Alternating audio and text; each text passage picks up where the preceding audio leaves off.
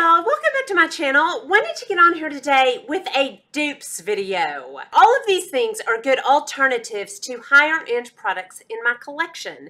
Some of them are actual, I would consider dupes, and some of them are close cousins and siblings. I'm just going to jump right into this, and let me just tell you, this side of my face is all dupes, and this side of my face is all upper end. So I'm going to jump right into this and we'll see if we can save some money. Okay, I'm going to start with color correctors. I've got the MAC Skin Finish, I've got the Benefit Boing, and going up against both of those, I've got the NYX Concealer. They call this a concealer. I use this as a color corrector. And I put all of these on with a Real Techniques blending brush. Now, I will tell y'all, when I first tried the MAC, I thought nothing beats the MAC. But when I put them on side by side, these are pretty interchangeable. I've got the NYX on my left, and I've got the MAC Studio Finish on my right. Side by side, I really could not tell a difference. They are pretty interchangeable. I loved the NYX a long time ago and just recently picked it back up when I was on a trip and have re-fallen in love with this. I also have the Benefit Boing. The NYX beats the Boing for me. I think this is a cult classic, but for me, I like the MAC and the NYX just a hair better. I think these wear on me a little bit better than the Boing. So I like the NYX better than the Boing, and I like it as well as the MAC. Okay, next, foundations. A long time ago, when I first tried these two foundations, I thought, those are so similar. The Dior Forever, the original formula that you cannot get your hands on anymore, and the Maybelline Superstay. I've got the Maybelline on this side. I've got the Dior on this side. These are both luminous mattes. I would say the Superstay covers a hair more than the Dior Forever, but they wear so similarly. They start out a velvety matte, and then as the day goes on, they both have the most beautiful glow. They wear so much alike, I would not know which was which. The Dior Forever, they don't even sell this formula anymore. So if you loved this and they discontinued your foundation, try the Superstay. When I first put them on, I prefer the Superstay. If I was going to pick between one of these, I would probably say the Superstay is actually, I prefer this a little bit over the Dior. This covers a little bit more, but it's not heavy. They feel very similar. They wear very similar. I love these. Okay, next, setting powders. I have the Dermablend Transparent Powder. It has no color. I have the Dermablend on my right, and I have the RCMA on my left. The only difference that I could see is the Dermablend is a tiny bit chunkier. This goes on a little bit chunkier. This is a little more finely milled. The RCMA is, to me. They set the foundation identical. This is pretty much an exact match for this, except this is a little more finely milled. I also used this to set under my eyes. I used the Laura Mercier on my right, and I used the RCMA on my left.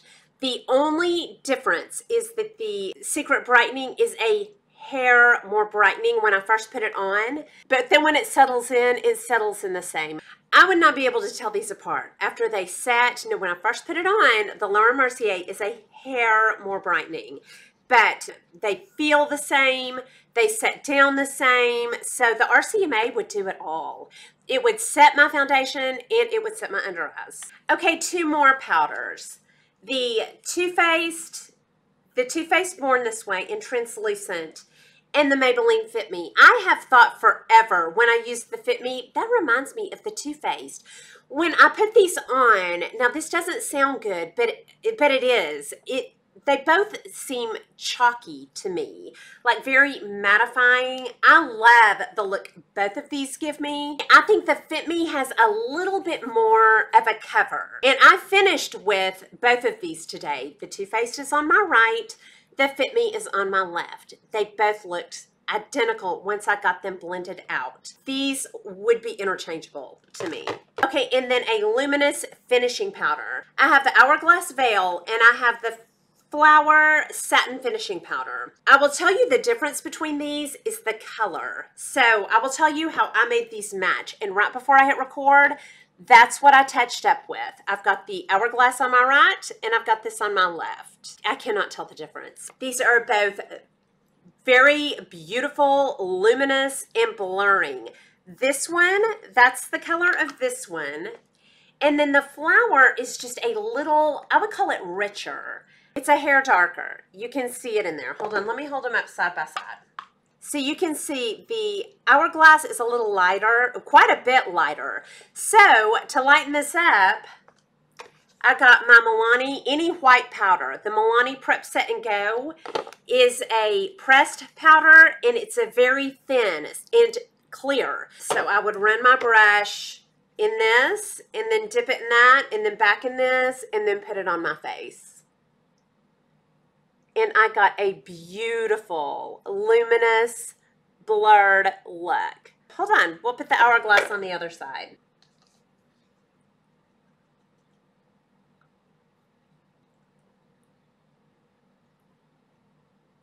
So this is the Hourglass, and that's the flower. Hourglass is probably over 40, and the flower I paid $7. And then the Milani, I'm guessing under 5 or around 5. They both made me luminous and blurred. Both of these are beautiful. Okay, next, eyelash primers. I have the Urban Decay Subversion. Y'all, this is exact to the Koki. They're both wet. It takes the same amount of coats for each one. There's the Subversion. They're the same amount of stiffness on my eyelashes. And that's the Koki. They're both very wet formulas, not overly stiff on the lashes. These are a perfect match of each other. I would say this is a pretty exact replication. Okay, next for eyeshadows. These are the eyeshadows I have on my eyes today. I have the Tartelette and Bloom over here, and I have the Milani Soft and Sultry on this side. There are a couple of differences, but if you've been wanting the Tartelette and Bloom, that's the Tartelette and Bloom, but that's not your budget or you just don't want to spend it, these are so close. I get the same smoky look with these. The Tartelette and Bloom has a little bit more pink. It's got this maroon right here, and it has a lighter brow bone shade. And the Soft and Sultry has darker shimmers. But I got the exact same look with them. The Tartelette and Bloom, I would say, goes on a little bit more pigmented, but not any easier, and the Tartelette and Bloom had more fallout. I would not say that I like the Tartelette and Bloom any more than this. These are very interchangeable to me. Okay, next for touch-up powders. I don't have either one of these on, but I have the Lancome Dual Finish and I have the Maybelline Superstay. The Maybelline Superstay is as full of a cover, and I might like the finish of this one better. It is just velvet. I used them yesterday. I used the Superstay on one side, the Dual Finish on the other. This had every bit as good a cover and maybe a prettier finish. I love the Superstay every bit as much and maybe more. Okay, next for color. I'll start with blush, and I'll start with what I have on my face today.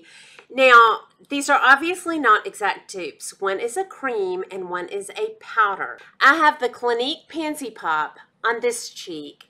And on this cheek, I have the Flower in Bubbly. I'm going to put the flower right there. And that is the Clinique. They are exact matches of each other. And I think I paid around $7 for the flower. So if you don't mind a cream, that is a great dupe for the Clinique Pansy Pop. Okay, next, I have another Flower Beauty Cream Blush up against the NARS Torrid. Both very coral or orange. Okay, that's the Torrid. And then below it, I'm putting the Flower Beauty in Melon. Yeah, Melon. So that's the Torrid and that's the Melon. So the Flower Beauty is a really good close match to the Torrid. Looks like it may be a tiny bit lighter. Okay, next I have some lipsticks. I have an Hourglass Femme Nude in number 1. This is a really bright peachy nude. Up against that, I have the Flower Beauty in Bear Pout. The Bear Pout is it goes on a little bit brighter. But this morning, I put the Hourglass on one side and the Bear Pout on the other. Could not tell the difference. So on the lips, these were exact dupes of each other. Okay, I have the hourglass on top and the flower on the bottom. So they're not exact, but when they're on the lips, you could not tell the difference. That would be a good alternative. Not an exact dupe, but an alternative. Next, I have some lip liners. I have the Lancome in Natural Mauve and the Rimmel in Natural. Y'all, these are so close. I'm going to put the Lancome on top, and I'll put the Rimmel right below it. Those are so close. If you've been wanting the Lancome in Natural, just a real nude liner, the Rimmel in Natural is pretty exact. Okay, next I have the Lancome Portel and the Rimmel in Coffee Bean. The Lancome is on top and the Coffee Bean is down below it. So close, I would not be able to tell the difference. And then a Lancome Classic Bronzelle. I've got the Lancome Bronzelle and the Rimmel in Tiramisu. Okay, that is the Lancome Bronzelle and that is the Rimmel in Tiramisu. Those, I would call those pretty close to dupes. So yeah, there's a lot of good Rimmels that are the same color as my Lancomes. And then I've got the MAC Good Timing. It's a pink. And I have a NYX Slide On in Cheeky. Put the MAC on top and put the NYX right below it. That is the MAC in Good Timing. And that is the NYX Slide On. Yeah. Those are so close. And I love the formula of the Rimmels and I love the formula of the NYX Slide-On. These are sharpened. You have to sharpen these, but they're nice and soft. Then I have the MAC Whirl, and I don't have anything to put this up against, but if you did not know, the NYX Mauve is a well-known dupe for the MAC Whirl, and the MAC Whirl is one of my favorite lip liners. I love it. And it is an exact dupe for color, but the NYX lip liners are a little bit stiff for me. I really have to work to get them on. So I did not care for that, but a lot of people love the NYX lip liners. So that is the Whirl. If you like this one but don't want to spend the money, try the NYX Mauve. It is a cult classic. Okay, then I have an eyeliner. I've got the Lancome in Grease Noir. It's a gray. And then I have a Burt's Bees in Midnight Gray. Okay, the Burt's Bees is on top and the Lancome is right below it. Both of them are pretty much the same consistency, soft without being too soft. I love both of these interchangeably. Okay, next, a brush, a concealer brush. One of them is Sigma and one is Morphe. I used them today. The Sigma Concealer Blend Kabuki in F79. And then I've got the Morphe M536. They look identical. The only difference is the Morphe is a little bit thinner, which is why I like it, because I'm up here around my eyes and it's a smaller area. I love both of these, but I prefer the Morphe. Okay, and then I have one skincare item. The Hada Labo up against the MAC Cleansing Oil, which I don't have because I have the Hada Labo.